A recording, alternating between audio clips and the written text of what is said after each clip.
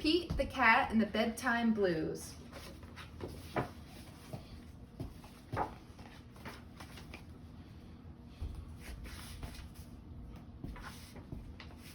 Pete and the gang had a great day. They'd been at the beach, surf and sun, and tons of fun.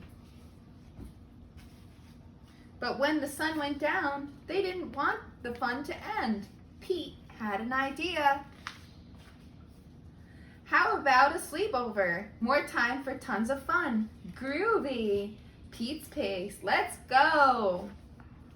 The party was far out, but they knew they couldn't stay up all night.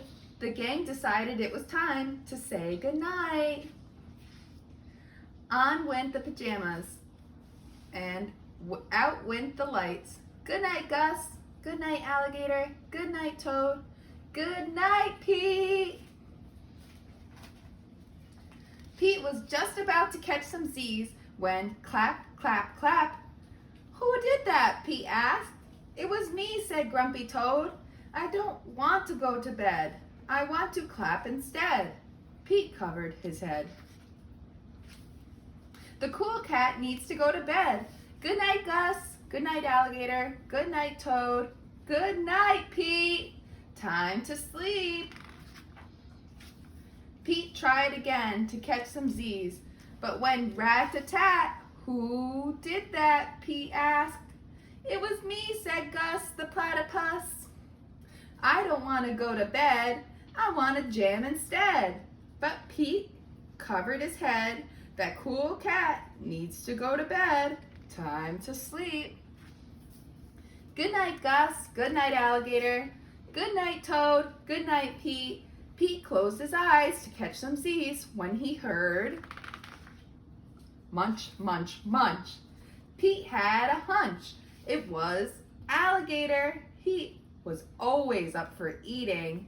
What could Pete do?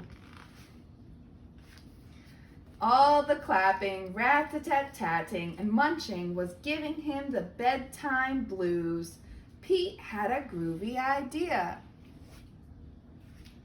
He came out of his favorite bedtime story and started to read, first to himself and then to the gang. Pete noticed it was finally quiet. No more clapping, no more rat-a-tat-tatting, and no more munching. They all settled down. No one made a sound. Pete yawned and turned off the light. Good night, sleep tight. Time to catch some Z's. Tomorrow was another day for surfing, sun, and tons of fun. The end.